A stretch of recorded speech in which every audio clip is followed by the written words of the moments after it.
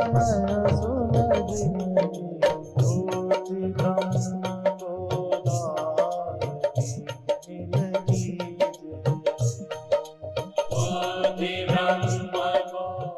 श्री राम जय जय राम।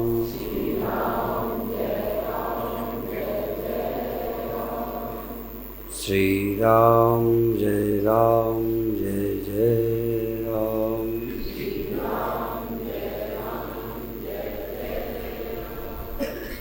सच्चिदानंद भगवान की, सनातन धर्म की।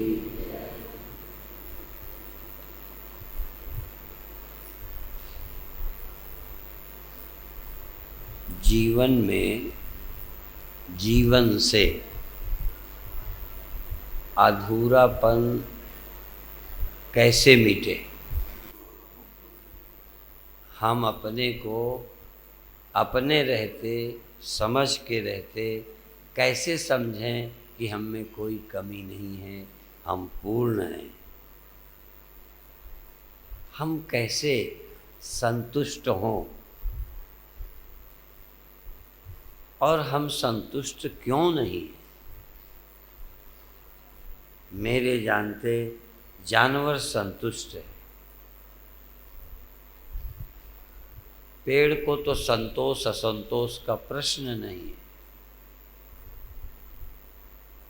ये मनुष्य क्यों अपने आप में संतुष्ट नहीं है, या जो कुछ भी है उसमें तृप्त क्यों नहीं है? इसके अंदर एक क्या पाने की लालसा है, और क्या पाले तो ये लगे कि हाँ मैं धन्य हो गया। ऐसा लगे जैसे अपने लिए अब कुछ नहीं करना। ये नहीं कि कुछ नहीं करना, कुछ करना, लेकिन अपने लिए क्या करना और क्या करें, क्या नहीं कर पा रहे, और अपने लिए करने में कसर क्या छोड़ी है, फिर भी अपना काम नहीं बना। आप अपने को धनी बना के, बड़ा बना के, अपने को पढ़ा के, और यहाँ तक पुण्य करके और पाप करके, एन केन प्रकारेण किसी भी तरीके से हम सुखी हो जाएं, पर हो नहीं पाए।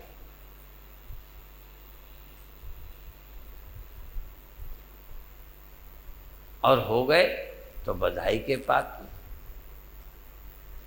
यदि आप सुखी हो गए, कोई अभाव नहीं है, कोई खतरा नहीं है, कोई समस्या नहीं है, तो आप फिर नर नहीं, आप तो नारायण हैं। और नर जिस दिन ऐसा अनुभव कर ले, नारायण हो गया। जो नर से करनी बने, कर तो रहा ही है, खूब कर रहा है। जो नर से करनी बने तो नर नारायण हो। आपको अपने नारायण होने का भरोसा है क्या? दूसरे किसी को नारायण समझ पाए क्या? क्या आपकी दृष्टि से संत नारायण हो गए हैं, नारायण हैं?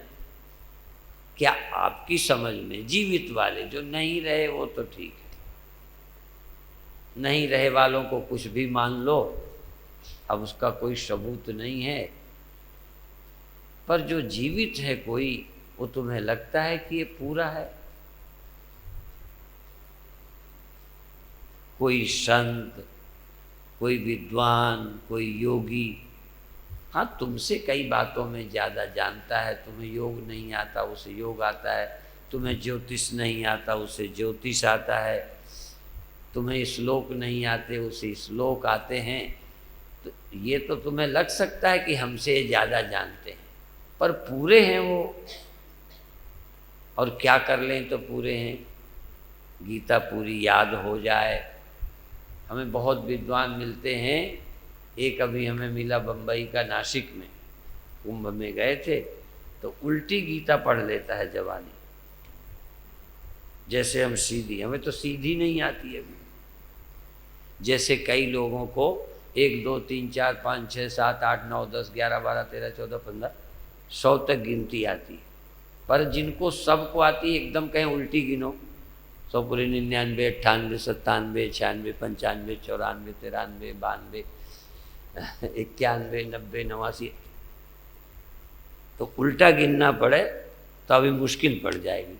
यदि सीधा 1 मिनट लगेगा तो उल्टी में आपको 2-3 मिनट लगेगा। तो पहले तो गीता का याद होना, उल्टी याद होना।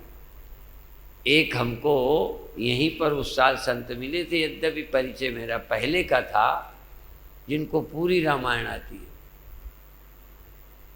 कोई श्लोक कहीं से बोल दो, इस अध्याय का ये नंबर का दोहा बोलो, वो दोहा बोल देंगे। नंबर बोलो, दोहा बोल देंगे। तुम दोहा बोलो, पूछो किस नंबर का, किस अध्याय का है, वो बता देंगे। एक मेहनत की है, एक चमत्कार है, तुम्हारे लिए आश्चर्य भी है। पर वो पूरे हैं, या श्लोक या रामायण पूरी पढ़ जाएं तो कहीं कहीं उनको तृप्ति मिलती होगी, क्योंकि तुमसे ज्यादा है। ये तुम किसी से ज्यादा होना भी एक तृप्ति है। आप किसी से बड़े होकर ही तो तृप्ति ढूंढ रहे हो। कोई श्लोक पढ़ करके, कोई गीता याद करके, कोई पूरी रामायण याद करके, कोई योगासन करके, आप बिल्डिंग बनाकर, ज़्यादा रुपया कमाकर, थोड़ा तो छाती ठंडी होती है, पर क्या करें, पूरी ठंडी नहीं होती।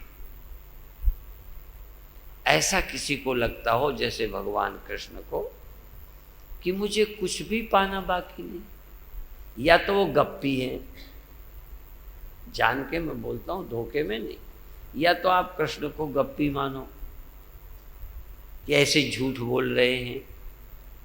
यदि सच है तो उन्हें कुछ पाना बाकी नहीं है, और वो आशा करते हैं कि अर्जुन या उनके भक्त ऐसे ही हो जाएं, उन्हें पाना बाकी कुछ ना हो। यहाँ तक ऐसा जीवन मिला हो जिसमें मरने का खतरा ना हो, ऐसा जीवन जिस जीवन में मरने का खतरा ना हो, ऐसी शांति जिसको परिस्थितियां छीन ना सकें, ऐसी पूर्णता जो किसी पदार्थ परिस्थिति पर निर्भर ना हो। और यदि ये हो जाए, तब देखो, यदि ये हो जाए तो फिर सेठ होने से ज़्यादा है कि नहीं। कुर्सी से, राजनीति की बात अभी आ गई, राजनीति से ऊपर है कि नहीं। यदि ऐसा कोई हो तो आदमी दर्शनीय है कि नहीं, अनुकरणीय है कि नहीं, ऐसा जीवन पाने लायक है कि नहीं। कहीं भाई दिव्य जीवन संघ है, महाराज जी, स्वामी शरणानंद जी, मानव सेवा संघ, मानव की सेवा और है क्या? सबसे बड़ी सेवा है व्यक्ति को अधूरा न रहने देना। आखिर निर्धन को धन दे के क्या कर रहे हो? निर्धन को धन देकर निर्धनता का दुख मिटा रहे हो, उसकी कमी खत्म कर रहे हैं, बीमार को कष्ट से मुक्त कर रहे हैं। इसलिए बीमारों की सेवा, गरीबों की सेवा, बूढ़ों की सेवा, किसी भी तरह से मानव की कमी खत्म करे। पर फिर भी कितने बार मैं बताऊं, अभी अभी एक दिन मैं बोल रहा था और यहाँ भी बोला कि मैं विद्यार्थी था, जब सन्यासी बन गया तो बहुत दिन बाद उस एरिया से निकला, तो एक मेरे सहपाठी को, जो उस समय सहपाठी था, टीबी हो गई। तो किसी अन्य व्यक्ति ने कहा, आपके जहाँ साथ जो पढ़ते थे उनको टीबी हो गई है और डॉक्टरों ने भी जवाब दे दिया है, अब बचने के लायक नहीं है, आप चलें, मिलें। विचारे शब्द का प्रयोग किया। सभी लोगों को स्वस्थ शरीर चाहिए, लेकिन फिर भी रामकृष्ण परमहंस, उनको कैंसर हुआ। क्या बताऊं, जगत गुरु, आद्य जगत गुरु शंकराचार्य को बगंदर हुआ। हमें तुम्हें हो जाए तो लगेगा बाबा जी गलत जिए, परहेज नहीं किया है, असंयमी थे।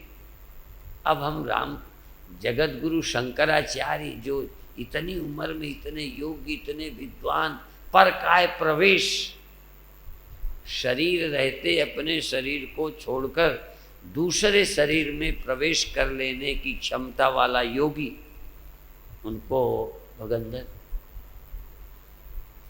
क्या हो जाएगा किसको कब। और आज एक चर्चा की थी कि भगवान बुद्ध अपने शरीर को बचा नहीं सके, भगवान महावीर, उनका जैसा चरित्र, जीवन, संयम, तप, अभ्यास, लेकिन आज नहीं है। तो क्या नहीं रहना अधूरापन है? क्या शरीर छूट जाना कोई कमी की बात है? शरीर का छूटना उनके लिए कमी है जिनका शरीर ही जीवन है। धन की कमी उनके लिए खराब है जिनका धन प्राण है। किसी का धन प्राण, किसी की कुर्सी प्राण। देश कहीं चला जाए, संस्कृति चौपट हो जाए, पर कुर्सी हमें को मिलनी चाहिए। ये आदमी, कोई गधा कुर्सी नहीं चाहता। ये मनुष्य विचित्र गधा है। कई भूख गधों को नहीं है, सुअरों को नहीं है, कई दिमाग की खराबियां पशुओं को नहीं है। ये आदमी का दिमाग कितना खराब है, ठीक नहीं हो रहा। कितने संत महात्मा आए दिमाग ठीक करने आए, और क्या ठीक करेंगे। और दिमाग ठीक हो तो सब ठीक है, ठीक है। दृष्टि ठीक है, सब ठीक है। और दृष्टि ठीक है तो मेरे लिए और ठीक है, और दृष्टि ठीक है तो मैं तो कम से कम ठीक हूं। कोई नहीं भी ठीक है तो भी उनका मैं क्या करूंगा। मैं ठीक हूं और मेरे लिए कोई खराब नहीं है। मैं ठीक हूं और मेरे लिए तुम कोई शत्रु नहीं हो। मेरे लिए, अपने लिए कोई शत्रु ना हो, क्योंकि हमने मुख्य शत्रु मार दिया है, मुख्य शत्रु। इसीलिए महावीर बोलते हैं। वीर वही होते हैं ना जिनका कोई शत्रु नहीं रहे। लोग शत्रुओं को परास्त कर देते हैं, वीर लोग। और जिनके एरिया में कोई खिलाफत नहीं कर पाता, शत्रुजित।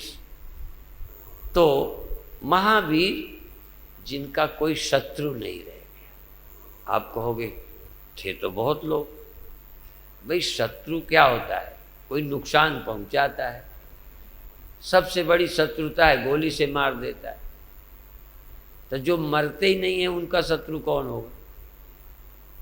मरने वाले का शत्रु होगा ना। काल भी एक शत्रु है। काल रूपी शत्रु जिसका नहीं कुछ बिगाड़ता, जिसको काल नहीं मारता सांप क्या मारेगा? जिसको काल नहीं मारता दुश्मन क्या मारेगा? आप शायद गहराई से न ध्यान देंगे। अर्थात जो देह है उसको काल मारता है। समय किसे मार देगा? जो देह है।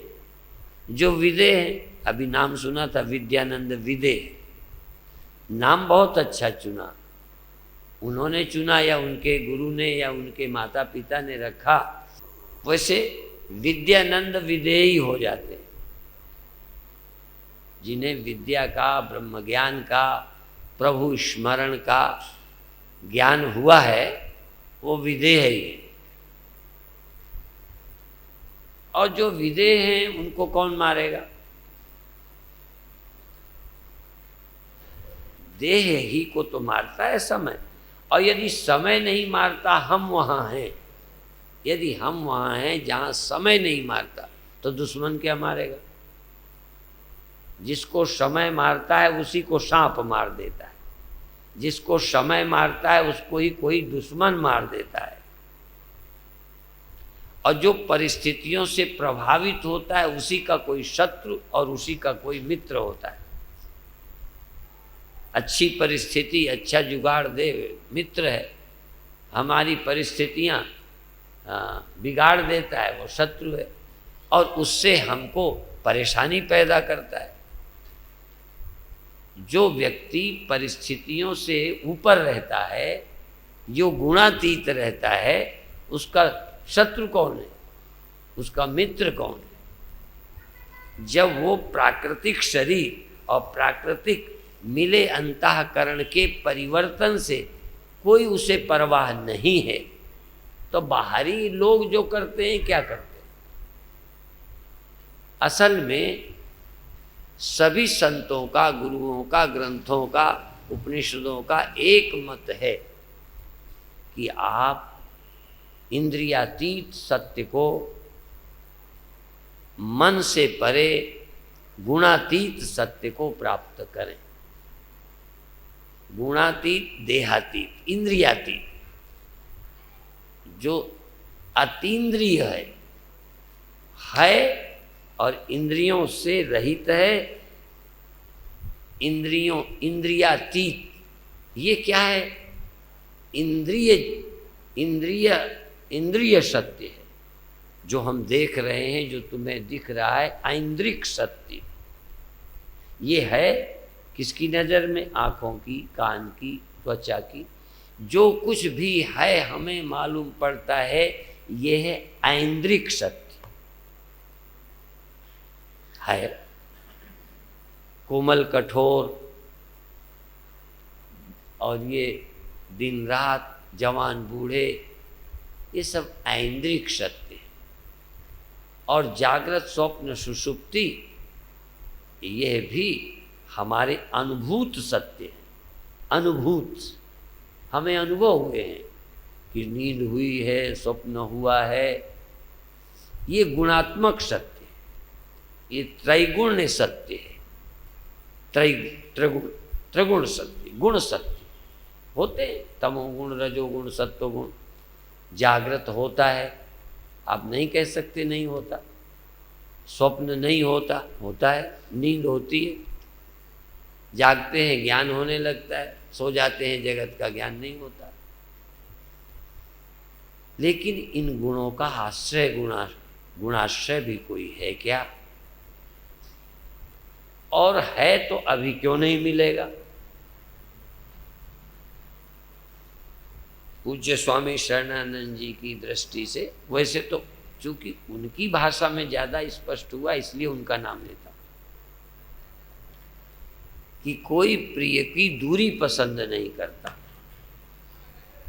प्रिय में, जो मुझे प्रिय है उसमें देरी और दूरी। आनंद तुम्हें प्रिय है तो कितने दिन बाद मिले? यदि आनंद आपको प्रिय है तो कितने दिन बाद मिले तो आप खुश होंगे? अभी मिले कि 2 दिन बाद? यदि आनंद मिलने का क्षण हो तो आप कहोगे हम 5 दिन बाद लेंगे। तो जो प्रिय है उसमें हम देरी नहीं चाहते, और जो प्रिय है उसकी दूरी भी नहीं चाहते। मान लो आपका ब्याह हुआ है और हो गया, अब वो मायके ही बनी रहे, पसंद करोगे ब्याह? आपका करवा देते, वो पर मायके रहेगी, तुम यहाँ रहो। है भी, पर तुमसे दूर है, मित्र तुमसे दूर है, प्रिय तुमसे दूर है, धन तुमसे दूर है। जो चीज प्रिय है उसकी हम दूरी नहीं चाहते, देरी भी नहीं चाहते। सच तो है उदाहरण इसलिए मोटे देता हूँ समझ आए। पत्नी आपके पास पड़ी है, तुम भी पास पड़े हो, लो, तो दूरी नहीं, दूरी तो बिल्कुल नहीं, पर हम भिन्नता भी नहीं चाहते, अभिन्न होना चाहते, मिल जाना चाहते। तो भगवान की, सत्य की न हम देरी चाहते हैं, न दूरी चाहते हैं, न भिन्नता चाहते। भगवान से हमें देरी नहीं चाहिए कि अगले साल मिलेंगे, अगले जन्म में मिलेंगे। देरी भी नहीं, दूरी भी नहीं कि तुम भगवान हो, हम गधा हैं। सत्य से वो सत्य हैं और हम मरने वाले असत्य। वो सत्य, हम असत्य, हमारी क्या मित्रता। हम सत्य से अभिन्नता चाहते हैं, इसलिए वह सत, वह चित, वह आनंद, जो सच्चिद आनंद है, उससे मैं भिन्न नहीं हूँ, वह मुझसे भिन्न नहीं है। ये अनुभव की ही कमी है, स्मरण ही नहीं है। इसलिए सबने कहा विस्मरण दुख है, स्मरण सुख है। विस्मरण मृत्यु है, स्मरण अमृत है। स्मरण जीवन है, स्मरण आनंद है, स्मरण ही मुक्ति है। केवल सत्य का जो है ही प्राप्त ही है, उसकी प्राप्ति का पता नहीं चलता। अभी तक हमको प्राप्त होने वाले प्राप्त होते, धान तान जो भिन्न हैं वो प्राप्त होते हैं, जो दूर हैं वो नज़दीक होते हैं, नज़दीक वाले दूर होते हैं। यहाँ तक कभी देह मुझे मिल जाता है, कभी ये भी छोड़ जाता है। इंद्रियां मुझे रोज मिल जाती हैं, मैं देखता हूँ, इंद्रियां रोज मुझे छोड़ जाती हैं। यद्यपि छोड़ जाने का उस समय दुख नहीं होता, क्योंकि तुम सोए होते हो, इसलिए इंद्रियों के छूटने का कोई दुख नहीं होता। यदि कहीं मैं जाग रहा हूँ, इंद्रियां मुझे छोड़ जाएं,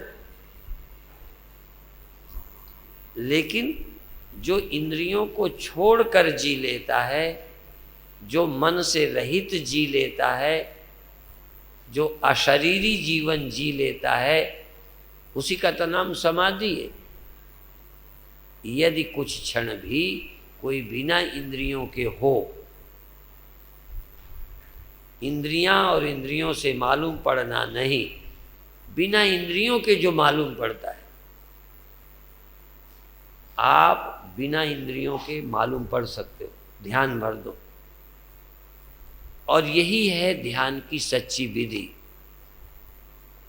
ध्यान तो प्रातः कराएंगे, पर एक बात बताना चाहते हैं, ध्यान तो बहुत प्रचलित है और उनका सहारा भी हम लेते हैं। दुनिया में जितने तरह के ध्यान हैं, उनका सहारा लेना बुरा नहीं है, जो कराते हैं बुरा नहीं है, पर ध्यान क्या है? जो इंद्रियों से दिखता है उसे देखना। जो इंद्रियों से दिखता है वो तो वैसे ही नहीं टिकेगा, इंद्रियां ही नहीं टिकेंगी। तो जो इंद्रियों से मिलता है उसे पाना ध्यान नहीं है। जो बिना इंद्रियों के प्राप्त हो तुमको, और पहले तो तुम ही बिना इंद्रियों के हो, तुम बिना इन इंद्रियों के स्वप्न में होते हो कि नहीं? और बिना मन के कभी होते हो या नहीं? नहीं होते तो होके देखो, इसी का नाम ध्यान है। बिना मन के होकर देखो, बिना इंद्रियों के होकर देखो। किसे? तो बिना इंद्रिय बिना मन के हम किसी को देख पाएंगे क्या? किसी को देखना होगा तो मन चाहिए। यहाँ तक तुम मेरी याद भी करना चाहो, भगवान की भी याद करना चाहो, तो मन चाहिए। और तुमको थोड़ी मैंने देखा, लोगों ने भगवान देखे। मैं जब अमेरिका गया तो एक मंदिर गया था, वहाँ लिखा था, और वो पर्चा चिपका था, कुछ रखे थे। मैंने देखा ये क्या है, उन्होंने लिखा था कि हम प्रकाश के रूप में परमात्मा का दर्शन कराते हैं। कम से कम ईमानदार थे, साफ नहीं कहा कि हम परमात्मा का दर्शन कराते हैं, प्रकाश के रूप में भगवान का दर्शन कराते हैं। पर प्रकाश परमात्मा हो तब ना। ये प्रकाश शब्द तो बड़ा भ्रामक है। सत्य प्रकाश, चित प्रकाश, नित्य प्रकाश, प्रकाश जिससे कुछ प्रकाशित होता है। यद्यपि इस प्रकाश में भी ये देखो, ये सब प्रकाशित हो रहा है, इसलिए इसे प्रकाश बोलते हो। पर ये तो प्रकाश खुद हमसे प्रकाशित हो रहा है। ये प्रकाश है, ये तो प्रकाशित हो रहा है। ध्यान में जो प्रकाश हुआ, तो प्रकाश दिखा कि प्रकाश ने देखा। तो जो देख रहा है वो प्रकाश है कि जो दिख रहा है वो प्रकाश? जो दिख रहा है यदि है भी तो जड़ प्रकाश है। वो जड़ प्रकाश है जो दिखाई दे रहा है। चित प्रकाश तो वो है जो उस प्रकाश को देख रहा है। तो परमात्मा चित प्रकाश है कि जड़ प्रकाश है? फिर भी एक प्रकाश दिखाने का पूरा संप्रदाय चला है, और तमाम लोग देख करके लगता है जैसे मैं भगवान मिल गया। यदि किसी को प्रकाश के रूप में भगवान मिल गया और आनंद मिलता है तो हमें कोई तकलीफ नहीं है। कम से कम लुटेरों से अच्छा है, देश बर्बाद करने वालों से अच्छा है कि अपना प्रकाश देखता है और आनंद अनुभव करता है। कम से कम चरित्रहीन नहीं है, बुरा नहीं है, बदमाश नहीं है, प्रकाश देखकर आनंद ले लेता है, तो हमारा क्या नुकसान करता है। लेकिन क्या प्रकाश परमात्मा है? यद्यपि ये शब्द है कि प्रकाश परमात्मा है, पर प्रकाश किसे कहते हैं? जैसे हम इंद्रियों को भी ज्योति कहते हैं, इंद्रिय ज्योति, इंद्रियां भी ज्योति हैं। क्यों? इनसे कई चीजें मालूम पड़ती हैं। कर्ण ज्योति से शब्द मालूम पड़ता है, नेत्र ज्योति से रूप मालूम पड़ता है, त्वक ज्योति से सर्दी गर्मी मालूम पड़ती है, और मन ज्योति से देह है, श्वास चल रही है, ये सब मालूम पड़ता है। और साक्षी ज्योति से मन कहाँ है, क्या करता है, क्या विचार उठा। चिद ज्योति से मन मालूम पड़ता है, और मन तो ज्योत स्वरूप है। ये जब मन को ज्योति कहा तो ये रोशनी है, मन इसका रूप है। ये तो मन का पैदा हुआ है, ये मन से पैदा होता है। पर सच्ची ज्योति ये मन जिससे पैदा होता है। मन तो ज्योत स्वरूप है, अपना मूल। ये मन का मूल ये नहीं है। मन जहां से निकलता है, जहां समा जाता है। यद्यपि लहर हवा से पैदा होती है, पर फिर भी लहर का मूल हवा नहीं है, लहर का मूल जल है। यद्यपि कुम्हार घड़ा बनाता है, पर कुम्हार घड़े की आत्मा नहीं है।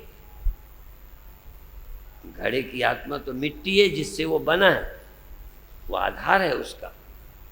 तो मन ज्योति स्वरूप है, अर्थात मन ज्योति से हुआ है और ज्योति रूप है, अर्थात ज्योति में समा जाता है। और मन का ज्योति में समा जाना ही समाधि है। चिद ज्योति, चिद ज्योति, चैतन्य ज्योति, जड़ ज्योति, निरंजन ज्योति। ये आँख माया की बनी है, भौतिक है। ये पंचभूतों की बनी इंद्रियां हैं, इसलिए इनमें जो ज्ञान है वो माइक है, अंजन है, निरंजन नहीं है। और इसीलिए कभी ये रहता है, कभी नहीं रहता। बुढ़ापे में ये ज्योति, बोलो, घटती है कि नहीं? तो ब्रह्म ज्योति भी घट जाती है क्या? वो अव्यय है। इसलिए जो ज्योति पैदा होती है, कम होती है, ज़्यादा होती है, वह इंद्रिय ज्योति है। जो जगती है, सो जाती है, वो मानसिक ज्योति है। चैतन्य वास्तविक तो है, कभी पैदा ही नहीं होता। चैतन्य जो सचमुच है वो पैदा नहीं होता और कभी नहीं समाप्त होता। न जायते मृते वा कदाचिन। कभी कभी क्या है कि यदि सही ढंग से शुरू में ही न पढ़े, जैसे हम शुरू में इंग्लिश पढ़ने लगे जब गांव में, तो पढ़ाने वाले का ही उच्चारण ठीक नहीं था, तो हमको अभी तक गलत याद है। हमसे कोई जब ABCD कहलवावे ना, और तो आगे की बात बाद में, तो हम कभी एस नहीं बोलते, यस, यम, यस, यम, एन, यन, एन, एन, यन, वैसे ही पढ़ाते थे अपन, वही बोलते रहे। अब वो रट गया, तोता बूढ़ा, अब क्या बदले? तो शुरू में ही जब गलत ढंग से परमात्मा को सोचा गया, या आचार्य दोनों बातें बता सकता था, पहले भगवान को दिखाता, फिर दिखने वाले को दिखाता। लेकिन क्या है, क्योंकि हमको दिखने के लिए भी भगवान की जरूरत है। जरा देखेंगे तो हमारी आंखों को अच्छा लगेगा। अभी एक कीर्तन गा रहे थे कि हमारी आंखों में क्या भगवान, क्या श्याम, गोपाल, गोपाल। क्या है कि हमारी आंखें आदमी को देखती हैं जिसका नाम आदमी, जिसका नाम भगवान हो। कम से कम भी जैसे हमारे स्त्री है, पर स्त्रियां दिखती हैं, स्त्रियों में कोई बहन भी तो होती है, कोई माँ। देखो आकार वैसे ही है, वो नारी नारी है, मादा मादा है, इसमें दो राय नहीं। पर उसमें भी कोई तुम्हारी माँ भी तो होती है। वो मादा होती है कि नर होती है? तुम्हारी माँ नर है क्या? है तो नारी ही, पर माँ है। तो नारी होते हुए जब माँ है तो देखने में फर्क पड़ा कि नहीं? ऐसे ही नर के आकार में यदि नारायण है, आपकी विश्वास में यदि नारायण है, तो उसके दर्शन को हम नर का दर्शन कहेंगे कि नारायण का दर्शन कहेंगे? बस फर्क है हुआ। इसलिए यदि कोई भगवान नाम का व्यक्ति है तो उसके दर्शन ही भगवान का दर्शन है। यदि कोई प्रकाश का नाम भगवान हो, रख दिया जाए, किसी प्रकाश का नाम भगवान रख दिया जाए, तो उस प्रकाश के दर्शन को भी हम भगवत दर्शन कह सकते हैं, हमें उसका विरोध नहीं है। लेकिन फिर भी उसके आगे भी उसको हम सचमुच भगवान कहते हैं जिसका दर्शन नहीं होता, कभी ज्ञान का विषय बनता ही नहीं, देखा जाता ही नहीं, जानने में आता ही नहीं, वो मन इंद्रियों का विषय ही नहीं है, और फिर भी है। और ऐसा है जब भी मिलेगा जो मन का विषय भी ना हो और उसके होने में जरा भी शक न हो। ऐसा किसी को मिला है? यदि मन और इंद्रियों से मालूम है नहीं पड़ा होगा तो वो कहाँ है बताइए? वो व्यापक है। तब व्यापक क्या है? फिर समस्या, जो मन का इंद्रियों का विषय भी नहीं है, जब मन से जाना गया न इंद्रियों से जाना गया, तो तुम्हें जाना कहाँ गया? तो हम बताते हैं, जो मन से भी जाना नहीं गया और फिर भी है और होने में जरा भी शक नहीं, और जाना ही नहीं गया फिर भी है, तो कौन है? को देवः यो मनः साक्षी। मन ने तो नहीं जाना, पर मन को तो उसने जाना। किसी और ने उसे नहीं जाना, उसको किसी और ने जाना नहीं।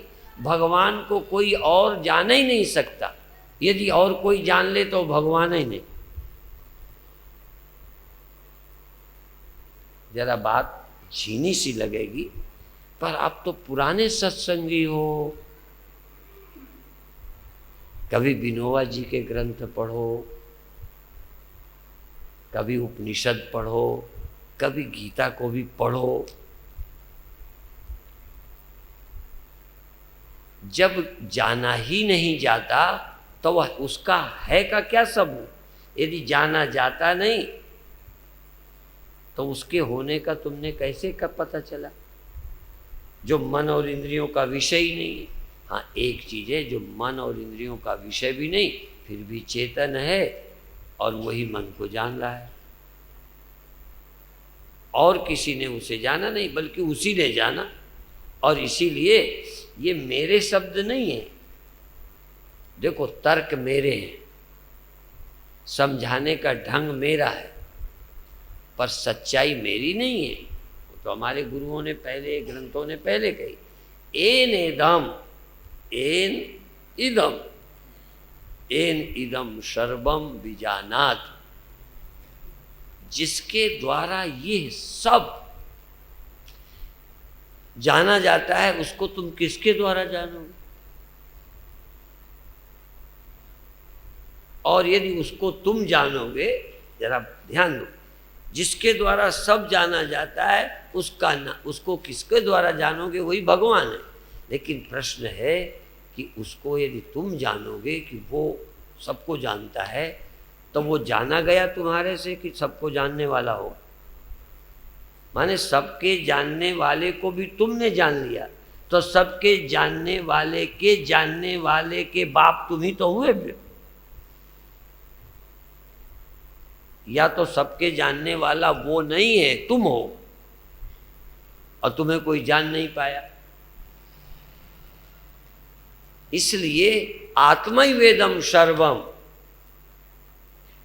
ये अयम आत्मा ब्रह्म, ये आत्मा ब्रह्म है।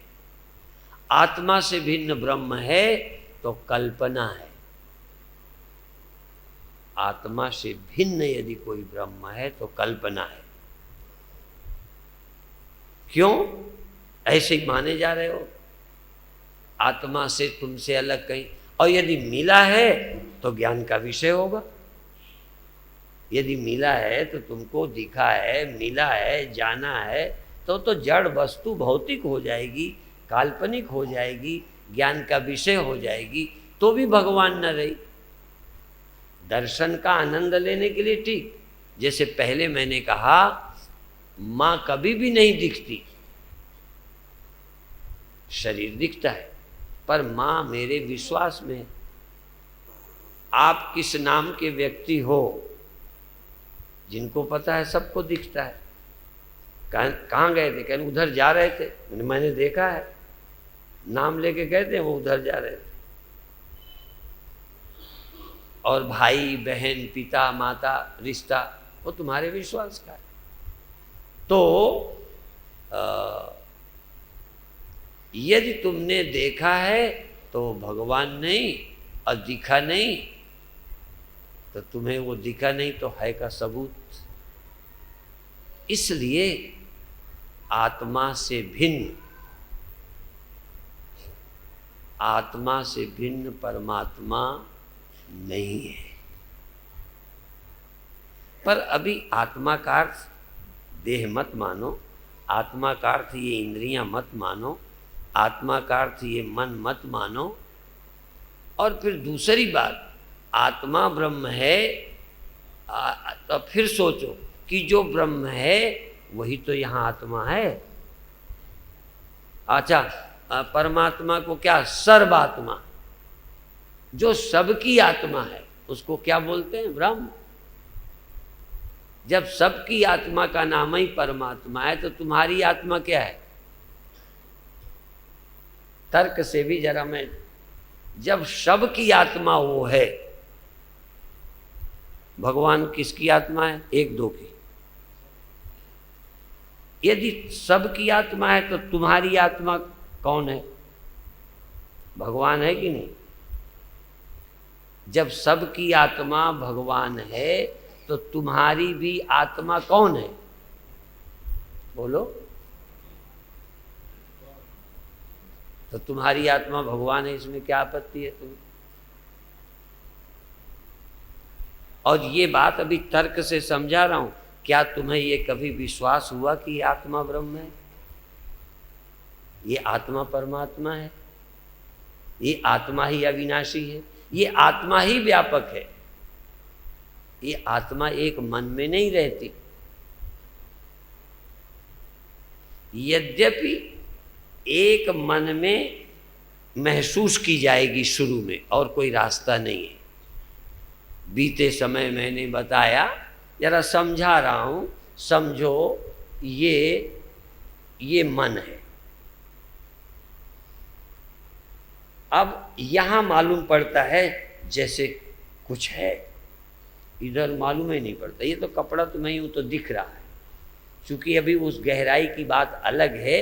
ये जहां ये तुम्हें, जहां मन है तहां लगता है आत्मा है। जब तक मन है तब तक लगता है आत्मा है, यानी हम हैं। हम कहाँ हैं? जहां मन।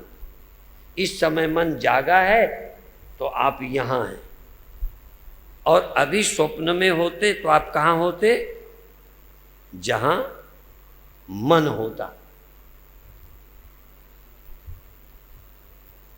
जहां मन है तहां तुम, जब तक मन है तब तक तुम, जैसा मन है बोलो वैसे तुम। दुखी मन दुखी तुम, जागे तुम जागा मन जागे तुम, मन सोया तुम सोए, मन आया तुम आए, मन गया तुम गए। तो कहते हो ना, वहाँ टिकते नहीं। असल में जैसे कपड़ा ही मन बन के बैठ गया, गांठ बन के बैठ गया। और कपड़े को पूछो तुम कहाँ हो, तो कहता है यहाँ है, यहाँ है, यहाँ है। आत्मा कहाँ कहाँ है? बोलो। जहाँ जहाँ देह इंद्रियां मन है, बस। और हमको बताना है कि जहाँ मन नहीं है, जब मन नहीं है तब भी है। एक बार तुम देख लो कि जहाँ गांठ नहीं वहाँ भी कपड़ा है, जहाँ गांठ है वहाँ भी है। जब मन है तब भी है, जब मन नहीं है तब भी है। मन रहित है।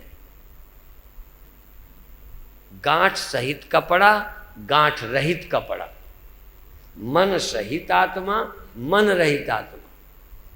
और मन में भी आत्मा, जहाँ मन नहीं है, जहाँ गांठ तहाँ भी कपड़ा, और जहाँ गांठ नहीं है बोलो। अच्छा, जहाँ गांठ नहीं है वहाँ तो कपड़ा है, और जहाँ गांठ है वहाँ कपड़ा नहीं है, गांठ है।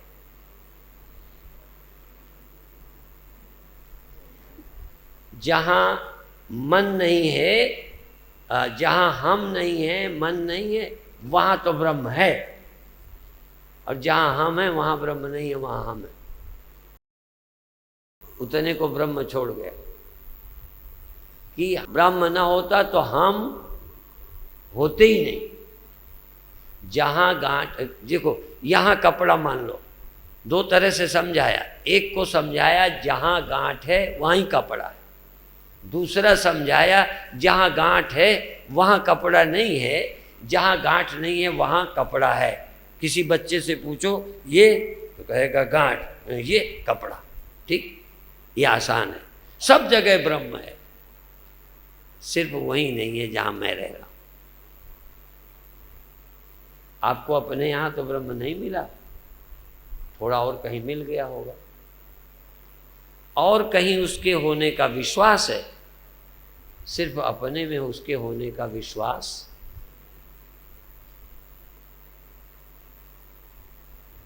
सच तो ये है कि कपड़ा न होता तो गांठ होती ही नहीं।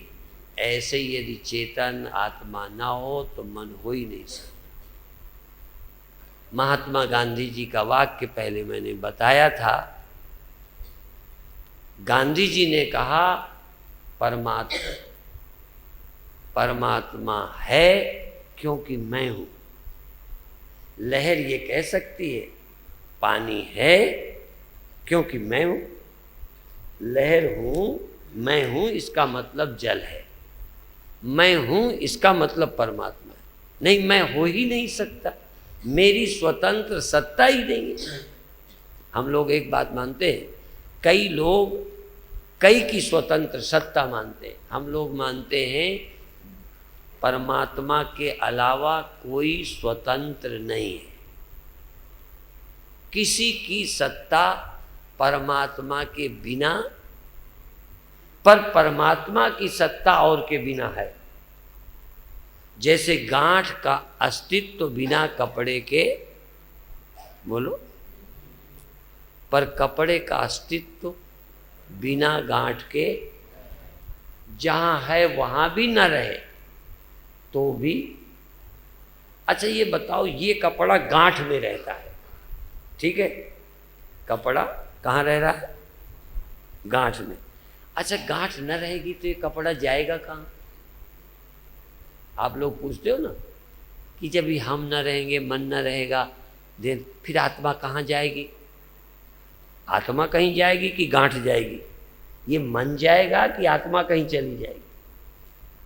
आत्मा कहीं नहीं जाएगी, मन ही जाएगा। मन खो जाएगा तो आत्मा का क्या होगा? अरे जो होता है मन के कारण होता है। यदि मन खो जाए तो आत्मा का कुछ होना ही नहीं, वो तो जैसी है तैसी है। आत्मा के होने का चक्कर ही है मन। ये हो गया, वो हो गया, वो हो गया। यदि मन का होना खो गया तो आत्मा के होने का, बदलने का, जाने का भ्रम टूट जाएगा। इसलिए आप इस आत्मा की वास्तविकता को जाने। देर हो रही है, यहीं बंद करते हैं। प्रातःकाल ध्यान के प्रयोग करेंगे। कुछ नए ढंग से आसान किस्म के ध्यान कराएंगे जो सभी को सफलता मिलेगी। अधिक से अधिक संख्या में आकर ध्यान का भी लाभ लें। और पूज्य ब्रह्मलीन संत विनोबा जी के निमित्त से उनकी जन्मदिन की याद, उनके स्मरण और उनके स्मरण के साथ उनके साहित्य का स्मरण, उनके कार्यों का स्मरण, उनके जीने के ढंग का स्मरण, उनकी श्रद्धा। देखो किसी भी तरह से विनोबा कम नहीं थे, फिर भी गांधी जी का सम्मान करते थे। अभी कल भी मैंने कहा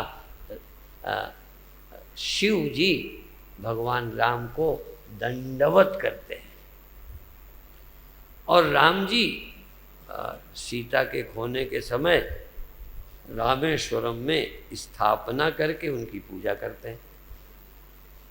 ये भारतीय संस्कृति सामने वाले को साक्षात परमात्मा देखती है। अपन तो जानते ही हैं, लेकिन सामने वाले को परमात्मा देख पाना सबसे कठिन है। ज्ञान से अपने आप को अंदर देख लो, पर सामने वाले को प्रभु रूप देखना, सिया राम देखना, ये जगहर का रूप देखना, फिर आनंदित होना, देख देख पुलकित होना। जब हम अपने मित्र को देखकर खुश हो सकते हैं, कभी गुरु दिख जाए तो खुश हो जाते हैं, तो यदि सामने भगवान दिख जाए। अब देखो ठीक उलट गई बात। और ये मैंने बीते वर्ष शायद बताया था कि जब याज्ञवल्क्य का विद्वानों से शास्त्रार्थ हुआ, उसमें गार्गी भी उपस्थित थी। गार्गी ने कहा आज सारी श्रुतियां मुझे झूठी लग रही हैं। देखो उपनिषद श्रुतियां, वेद वचन झूठे लग रहे हैं। अर्थ देखो, देखो शैली की बात है। प्रश्न उठेगा क्यों इतनी बड़ी विदुषी श्रुतियों को झूठा कहती है? कहते हैं हाँ, श्रुति कहती हैं कि परमात्मा दिखता नहीं है, इंद्रियों का विषय नहीं, पर याज्ञवल्क्य को कहती हैं आज मुझे साक्षात अपनी आंखों से परमात्मा दिख रहे हैं। अर्थात ब्रह्म ज्ञानी साक्षात परमा, जो ब्रह्म को उपलब्ध ब्रह्म स्वरूप, आज मैं आंखों से ब्रह्म देख रही हूँ। जैसे भगवान के भक्त कृष्ण को कहते हम नाचते खेलते कूदते भगवान को देख रहे हैं, उसी सत्य को हम इस रूप में दर्शन करते हैं।